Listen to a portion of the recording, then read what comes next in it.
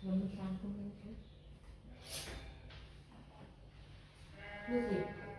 Iki sejarah.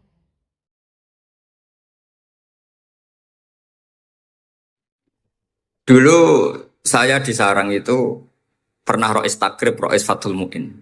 Tapi yang menjadi saya tambah alim itu gara-gara gejolokan bapak begini. Hak, dhisik ana wong imami, saking semangate ngapalno hal ataka hadisul ghosiyah. Jumat-Jumat itu. Karena dia ingin keren ya pakai surat panjang gitu. Terus dia datang ketika takbir langsung baca Bismillahirrahmanirrahim hal ataka hadisul ghosiyah. Makmumnya bilang subhanallah. Karena dia agak pede dengan surat yang panjang diganti kul ya ayyuhal kafirun. Makmumnya masih bilang subhanallah. Sampai berkali-kali diganti surat kulhu. Ya makmumnya tetap bilang subhanallah. Karena nggak tahu caranya mengingatkan kalau imam itu tidak baca Fatihah. Karena ada satu cara yaitu kon ngelingno ngangge napa? Subhanallah. Akhirnya wonten makmum sing nekat ora maca Fatihah. Nah, pertanyaan bapak saya, kamu harus berani istihad. Merubah hanya satu pakem mengingatkan imam tuh pakai subhanallah. Karena kalau kasus seperti ini nggak cukup diingatkan subhanallah. Niki adik-adik kira-kira batal mboten ngelingno imam muni ora maca Fatihah. Kalau sampean bilang batal berarti nggak ada solusinya. Kalau bilang sah itu beberapa kalimat yang dalam pakem sholat itu apa? Membatalkan. Sampean milih batal apa enggak? Enggak polling saja kayak pemilu. Sampai saya tuh cari-cari, akhirnya ketemu juga di kitab Mizan Kubro diterangkan oleh Imam Malik bahwa kalamul musolli. Musolli itu ngomong, kalau itu manfaat, tapi jangan ditiru loh ya. Dan darurat, ya, dan darurat, maka itu boleh dan tidak membatalkan sholat. Misalnya imam sholat kemudian di bawahnya ada bom atau ada ular kobra. Kalau nggak ada cara ya mau tidak mau harus diingatkan pakai kalimat. Karena kalau subhanallah toh nanti gonta-ganti surat saja. Tahu-tahu mati dipatok ular apa? Kobra. Sehingga dari gejolokan-gejolokan seperti itu akhirnya saya berpikir. Sampai saya nyari kitab-kitab Al-Madzhabul Arba'ah. Karena memang nggak cukup. Terus pertanyaan kedua kata bapak saya, tentang tradisi misalnya orang-orang kampung kalau bikin batu bata itu dari tanah, kemudian kadang makjunun bisirjin, kadang dicampur dengan apa? Sirjin. Enggak usah diterjemah ini sambil latihan bahasa Arab katanya. Masa pondok internasional enggak bisa bahasa Inggris sama bahasa Arab? Makjun ya. Ternyata mazhab Syafi'i ianya membolehkan atau nganggap alat tohara itu dua, alma wa turab. Tapi ternyata dalam mazhab Hanafi termasuk alatut tadhir atau alatut tohar itu annar, yaitu api. Alasan Abu Hanifah, orang mukmin yang banyak dosanya itu untuk masuk surga itu disucikan dulu di neraka. Artinya annar itu al-mutahhirah. Nar itu gunanya mensucikan. Sehingga batu bata karena sudah mengalami proses dibakar, maka berarti suci meskipun makjunun bisirjin. Ya tapi jangan pakai tayamum, pakai apa? Nah, jadi kalau Anda mandi junub atau nggak punya wudhu, kalau nggak ada turab sama apa? Air, ada solusinya, yaitu wudhu pakai nar. Tapi itu jelas haram itu kalau itu, karena nggak mungkin, nggak ada turab itu nggak mungkin. Sehingga ini penting, gejolokan-gejolokan para ulama, para guru ini penting. Karena ternyata para nabi itu menjadi pinter, itu ya karena digojlok pangeran. Saya punya sekian contoh di kitab-kitab para wali. Ketika datang malakul mauti ke Nabi Ibrahim dan akan mengambil nyawanya itu Nabi Ibrahim tangklet, kowe sapa? Aku malaikat. Ono apa? Ditugasno pangeran mencabut nyawa Anda. Terus kata Nabi Ibrahim, apa kamu tahu saya ini siapa? Ya tahu, Anda Khalilur Rahman, kamu kekasih Allah. Terus kata Nabi Ibrahim, hal ra'aita habiban yumitu habibah. Masa ada kekasih membunuh yang dikasih? Pasti Anda salah. Ya karena malaikat nggak pernah ngaji di sini di progresif ini. Dia tidak bisa jawab. Akhirnya niki kalau pamit niki kalau sembuh dicekap. Niki cekap. Betul muli nih bingung nih.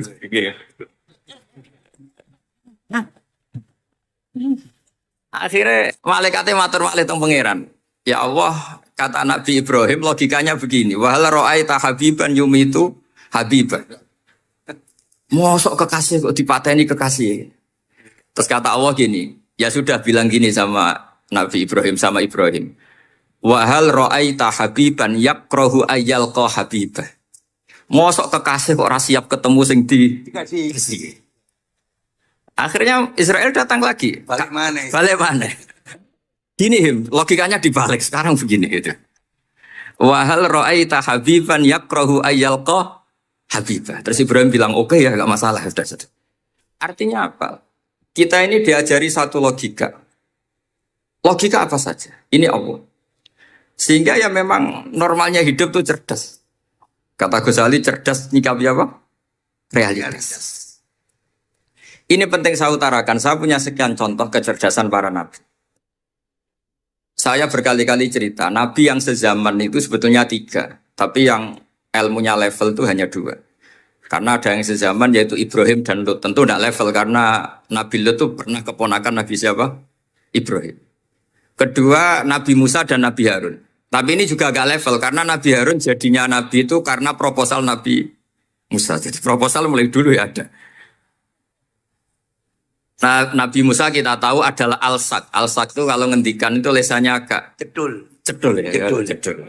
Ini nanya jejer ke sana. Jadi kalau nggak bisa tanya ya. Bahasa Arabnya pokoknya al-sak. Cedul ya. Cedul.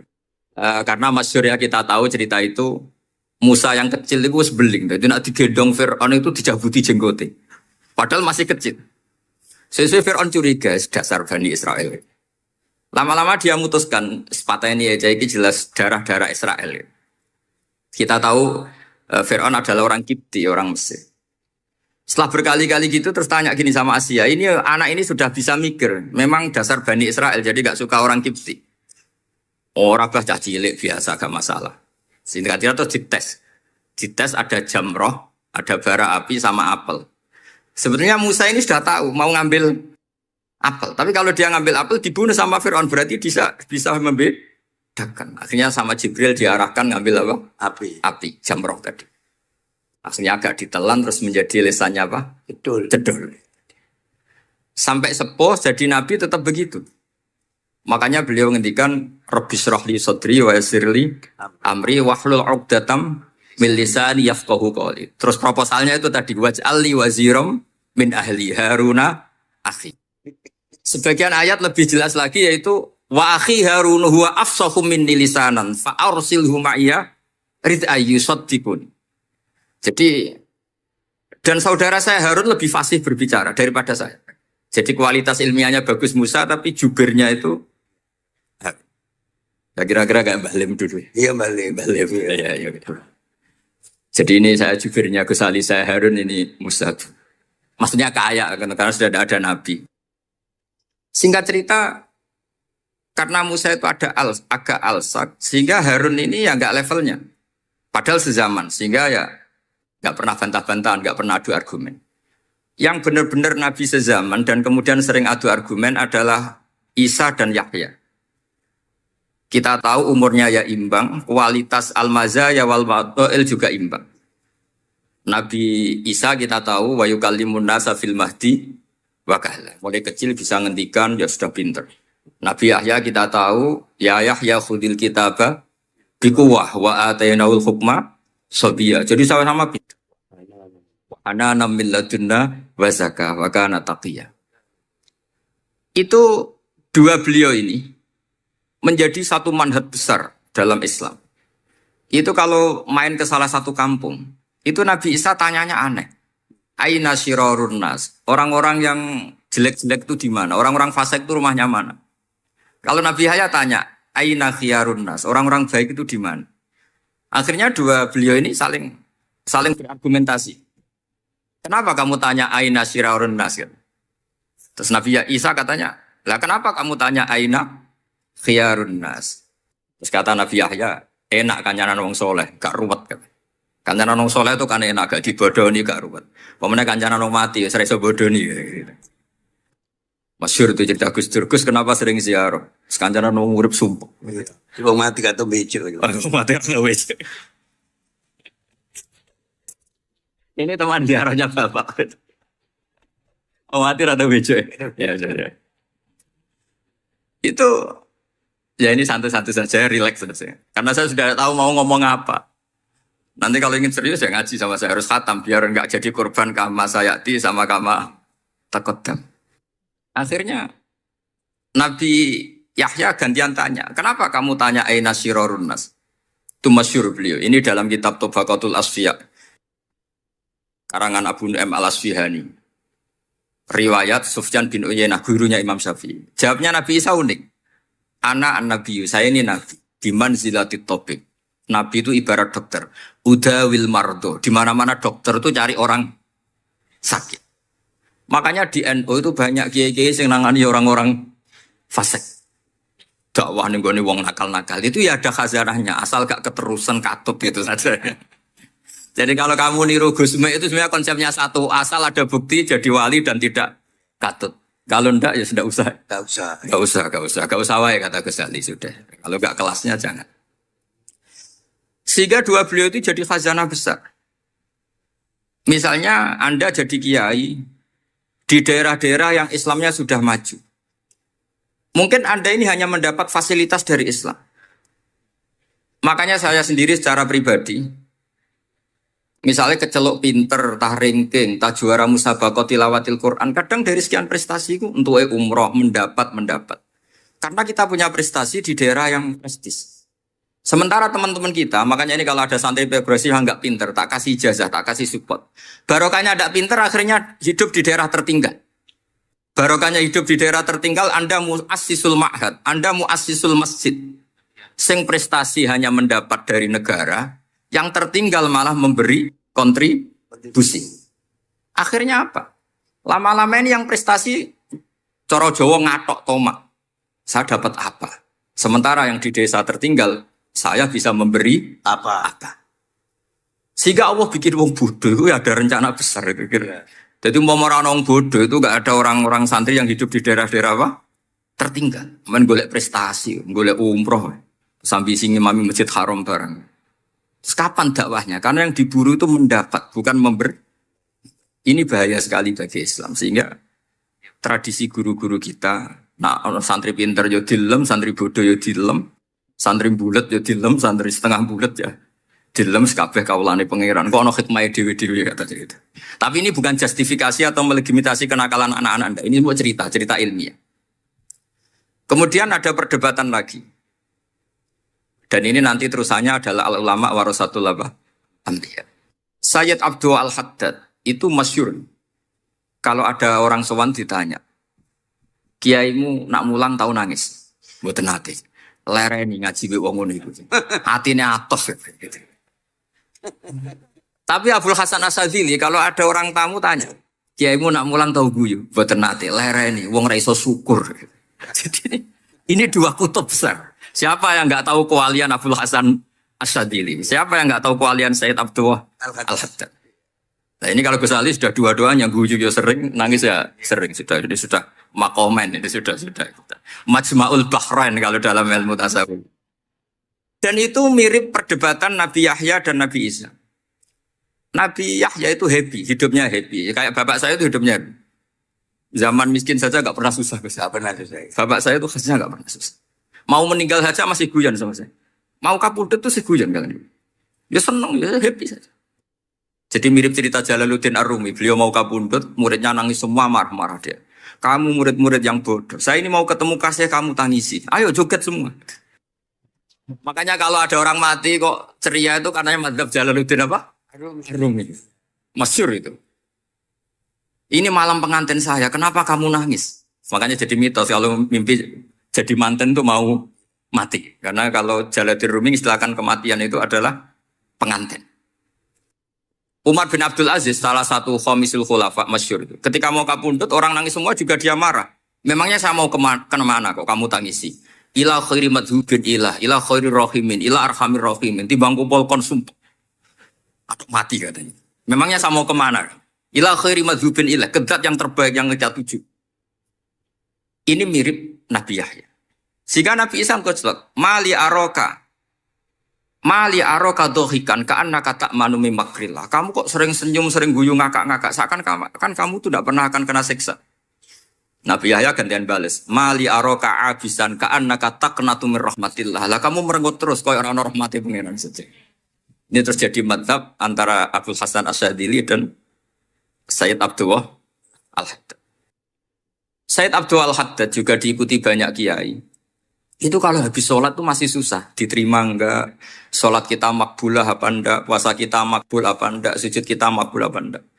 Tapi kalau Abdul Hasan Asyadili, kalau ada orang tanya gitu dimarahin. Sujud kalau ditampi boten, ya Sayyid Abdul Hasan Asyadili. Gak usah mikirmu, ditetir sujud itu luar biasa. Orang geruang ditetir sujud, gak usah mikir ditompo tawura. Loh iya, ketika kita nanti ketemu Allah, prestasi betul gak pernah sujud itu. Sebagai hamba kita bangga pernah sujud, itu gak penting ditompo tawura. Bahkan kalau anak-anak muda ini kepengen ditompo niatnya elek. Ditompo, digajar pangeran, terus ibu swarga, terus sama bidadari gitu. Jadi muni ditompo tapi pikirannya sudah ngayal macam. Kalau madzhab Abdul Hasan Asyadili tidak.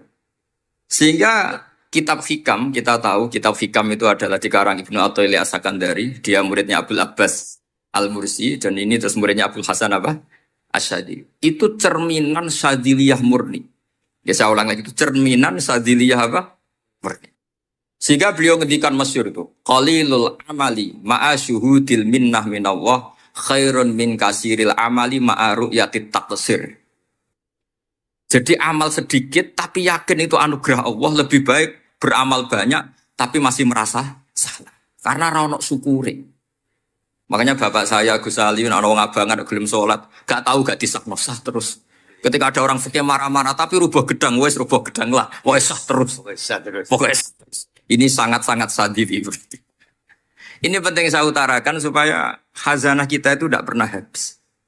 Karena al ulama warasatul Nabi tidak ada warosati, tapi warosatul. Sehingga semua watak para nabi sebelum Rasulullah Shallallahu Alaihi Wasallam itu semua tercermin pada umatnya Rasulullah Shallallahu Alaihi Wasallam. Cerita paling terkenal tentu Asra Badrin. Tawanan-tawanan perang Badarin mau diapakan? Rasulullah istasyara Abu Bakrin. Terus kata Abu Bakar, itu keluargamu ya Rasulullah. Hum asyiratuka, hum aqaribuka. Ya maafkan saja. Terus ditanya Umar, menurut kamu gimana Umar? Itu kan orang-orang yang ngusir engkau ya Rasulullah. Yang dulu ingin membunuh engkau, sekarang ketangkap ya bunuh, kok repot. Apa kata Rasulullah? Masaluka ya Abu Bakrin, kamasali Ibrahim. Isqala faman tabi'ani, fa innahu minni, wa man asoni, fa innaka ghafurur rahim. Sing prestasi ya alhamdulillah, sing ra prestasi muga-muga pangeran akeh sepurane. Sudah gitu ya, cara kesali ya sih ngono kok repot. Wa masalu kaya Umar kama salin nuh iskola robbila tadar alal ardi minal kafirina dayara sudah habisi saja ning donya kafir. Tapi anehnya Rasulullah akhudha bi madzhabi Abi Bakar. Nabi mengambil pendapatnya siapa? Abu Bakar. Karena Nabi kena khitab anit tabi millata Ibrahim apa? Ternyata terus keterusan. Akeh kiai NU ana umat salah dibarno nganti ra roh nak salah. Makanya kenangan saya sama Mbah Sal Mahfud karena beliau itu sepupu sama Mbah saya di Israel itu. Kata Mbah Sal gini, umpama pantas kata beliau ini, umpama pantas pondok-pondok itu tak sertifikat. Kenapa, Mbah? Lah ya akeh kiai gondrong muridnya kalau gondrong kabeh terus kadang rapati salat jare diulang kali jogo. Engko neng kali-kali golek Nabi Khidir gak tau ngaji. Lah ngene ku nak ditakoki afiliasine kok NU gitu. Mau disertifikat, jadi distandarkan. Pokoknya nggak ono takribe ya ora NU gitu. Karena nanti kalau nggak disertifikat ini terus khayal-khayal macam-macam ini rata-rata kan afiliasinya juga ngeklaim NU. Padahal ya itu tadi, jadi diulang kali Jogo langsung diulang macam-macam. Ini penting saya utarakan karena standarisasi ini penting. Caranya gimana? Kita harus sebanyak mungkin baca khazanah Islam. Makanya Imam Ghazali, kayak apa pinternya Imam Ghazali? Beliau di akhir kitab Ihya ngendikan wa alaika bimudawamati mutalaati kitab Khilyatil Auliya wa Tabaqatil apa? Asfiya. Sehingga kita akan punya khazanah yang luar biasa. Saya punya banyak tentang kearifan ya para ulama-ulama dulu. Di antaranya dulu saya sering diceritain bapak tapi gak paham, tapi setelah saya ngaji lama-lama paham. Beliau pernah didhawuhi Badullah gini, Nur, dhisik iku ana wong salat 2 rakaat. Terus syukur akhirnya salat lagi sampai 4 rakaat. Saking syukurnya salat lagi sampai 6 rakaat. Seterusnya sampai 1000 salat. Kita tahu itu Said Ali Zainal Abidin. Jadi dia menambahkan salat itu karena iskon lillah wa syauqan lillah, mahabbatan lillah. Bukan kayak kita, karena ingin sholat 1000 rakaat, dibagi sekian menit, terus kenanya 2 jam. Jadi kayak kita terawih lah, 20 menit, 20 rakaat, dibagi sekian, kenanya 7 menit. Pentingnya apa? Meskipun kita tidak akan ngalami seperti itu, tapi kita menjadi tahu ketika Rasulullah SAW ngendikan, wa qurratu aini fis shalah. Bahkan Nabi kalau banyak masalah, itu Nabi yataradad, mutaraddidan di dalamnya. Setelah mutaraddidan agak panik, Nabi tanya gini sama Aisyah, Aina Bilal, Aina Bilal. Bilal kemana, Bilal kemana? Setelah Bilal notok, tok tok tok tok, ya Rasulullah as-sholat. Arifna ya Bilal, arifna ya Bilal. Saya kasih istirahat ya Bilal, saya kasih istirahat. Karena roh dunia, roh politik, roh kebudayaan, roh dulur, bulet kabeh. Sing ra bulet mau sitok hubungan ambek Allah Subhanahu wa taala. Maka disebut as-sholat rohatul mukmin. Apa yang terjadi? Ashabu Rasulillah ketika Sayyidina Umar ditusuk oleh Abu Lulu al-Majusi, tentu pakai kira-kira ya panah yang kayak pancing. Jadi kalau sudah dimasukkan kadu cabut itu sakitnya minta ampun. Apa kata Umar? Nanti cabut ketika saya sholat. Karena sekali sholat dan setelah itu dicabut enggak terasa. Ya, kalau sholat kita ada nyamuk ya sudah. Ini penting saya ceritakan sampai ada wali ditawarin Allah, silahkan masuk surga, tanya, ya Allah di surga ada sholat enggak? Kalau tidak ada sholat enggak lah katanya. Karena dia enggak bisa membayangkan nikmat tanpa sholat. Sehingga penting sekali kekaguman-kekaguman ini. Ketika Sayyidina Umar wafat, di antara yang pertama ditanyakan adalah yang bunuh saya siapa?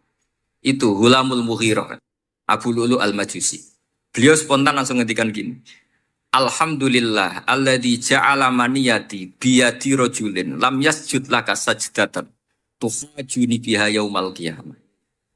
Matur nuwun Gusti, saya dibunuh oleh orang yang enggak pernah sujud. Kalau saja dia pernah sujud, saya tidak berani maksudkan dia. Jangan-jangan sujud itu engkau terima kemudian dia min ahlil jannah. Kayak apa pentingnya kenangan sujud? Rasulullah juga pernah ngendikan nanti kalau dunia sudah ruwet, as-sajdatul wahidatu khairun minad dunya wa ma fiha. Satu sujud lebih baik ketimbang dunia seisinya. Karena itu kelayakan kita sebagai hamba. Makanya Abu Hasan Asadili ngendikan, sudahlah kafal amilina jazaan an radiyaka laka ahlan. Sudah ditakdir ngamal, sudah harus syukur. Kok mikir ditompo ta ora usah, gak penting. Itu madzhab Abu Hasan apa? Asy'ari. Dan itu ditiru para kiai-kiai kita. Madzhab Said Abdul Haddad juga ditiru kiai-kiai kita. Sehingga sedekah Rasulullah ketika ngendikan al ulama warasatul anbiya. Ini penting saya utarakan karena khazanah kita biar tetap kaya.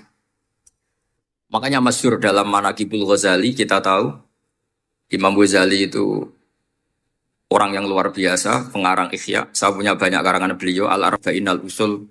Tapi yang paling saya cintai tentu Ihya, kitab Mustasfa, kitab Qawaid Fiqh itu Usulul Fiqh. Manaqibul Ghazali adalah Rasulullah pernah jejer Nabi Musa. Terus Rasulullah ngendikan ulama ummati ka anbiya'i Bani Israel. Terus kata Nabi Musa, yang benar saja, masa ulama kok kapasitasnya kayak Nabi apapun hebatnya itu enggak mungkin lah kapasitasnya kayak Nabi. Terus kata Rasulullah, ya sudah buktikan saja. Terus dipanggillah Imam Ghazali. Ketika dipanggil, ini katanya Ghazali kata. Ditanya sama Nabi Musa, siapa namamu? Ana Muhammad bin Muhammad al-Ghazali at-Tusi asy-Syafi'i. Mau jawabnya panjang. Terus kata Nabi Musa, kecangkeman itu, cara orang Jawa itu kecangkeman, ditakoki jeneng kok jawabnya kakean. Terus kata Imam Ghazali, ya lumayan saya. Jenengan ditanya Allah sing ya alamus sirra wa akhfa saja jawabnya kelebihan gitu. Apa itu kata Nabi Musa? Wa ma tilka bi yaminika ya Musa. Qala ya asaya atawakkau 'alaiha wa ahusyu biha 'ala ghanami wa liya fiha ma'aribu. Jadi Nabi Musa ditanya, sing mbok gawa iku apa ta? Ini tongkat saya, tak pakai ini, tak pakai ini, tak pakai ini. Jadi masih banyak kelebihan jenengan timbang saya. Akhirnya fa'aqarra Nabi Musa ini ikrar bahwa benar-benar ulama Rasulillah itu keambiyai Bani apa? Israel. Jadi khazanah-khazanah kecerdasan gini ini penting. Sehingga ketika ada kemacetan fikih, ada kejumudan fikih, tugas kita adalah memecahkan kejumudan itu. Misalnya begini, ini yang sering dilakukan Bapak saya dan Gus Ali. Kancanan wong fasik hukumnya piye? Ya ora oleh, wong kok kancanan wong fasik. Tapi kalau dibalik, bina wong fasik boleh ndak? Boleh. Syaratnya bina kudu ngancani. Jadi dibelokkan gitu aja sudah rubah. Nah, hadza huwal fiqhu. Yang dikatakan fikih ya seperti ini.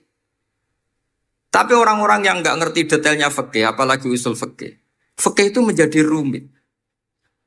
Makanya ahli sunnah itu luar biasa. Ada orang mati karena narkoba atau karena apa itu oplosan. Itu kiai cokre. Itu kiai alim biasa datang. Itu ya biasa mempersaksikan, nggih mayite sae nggih. Nggih. Padahal orang itu enggak percaya ini orang mati cokre kok apa? Sae. Padahal dia di kiainya bilang gini, wis sae saiki wis iso nakal. Wis sae sudah mengakhiri semua kenakalannya lewat apa? Lewat kematian tadi. Karena itu doa Rasulullah. Rasulullah itu kalau ngedikan itu luar biasa. Allahumma ij'alil hayata ziyadatan li fi kulli khairin wal mauta rohatan li min kulli syarrin.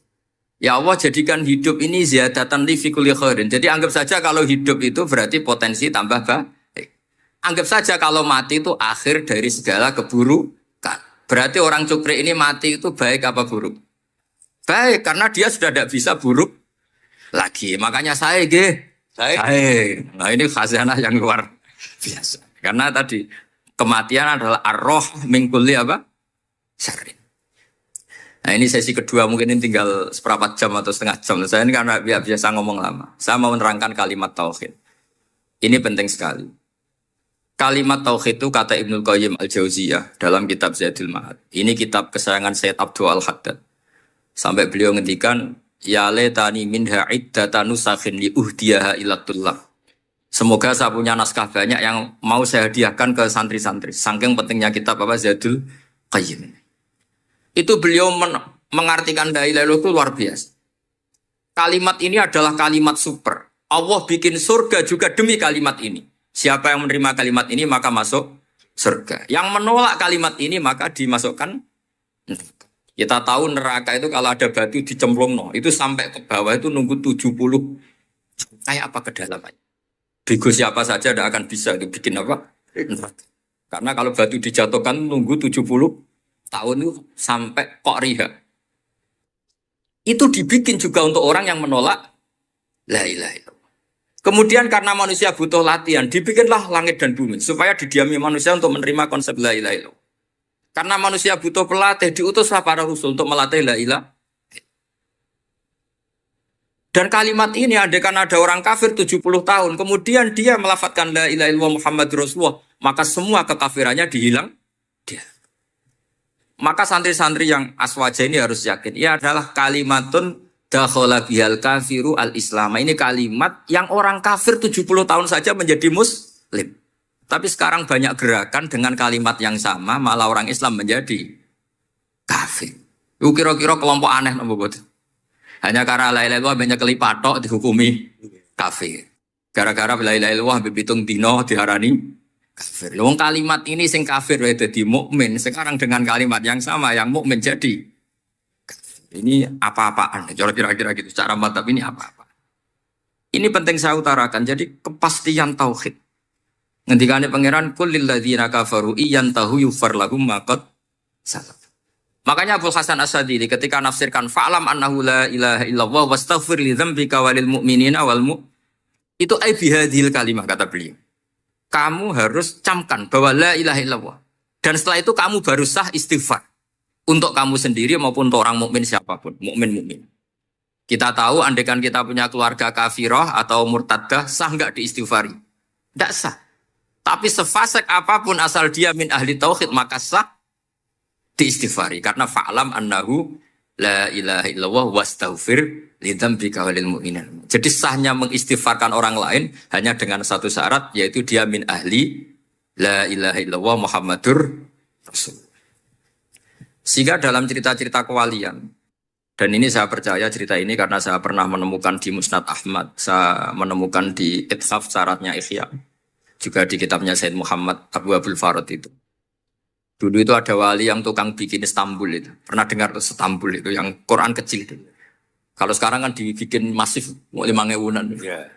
Kalau dulu masih asli. Itu Kiai Sarbini itu kayak Mbah Khalil Bangkalan. Jadi karena dia orang penting itu, nak diundang orang itu, ya engkau nak ditakoki pangeran muni rombongan. Jadi kayak Mbah Khalil juga Mesir gitu. Terus ditinggal lagi. Nak ditakoki pangeran muni ngenteni Mbah Khalil, ngenteni rombongan. Ya sudah gitu toh.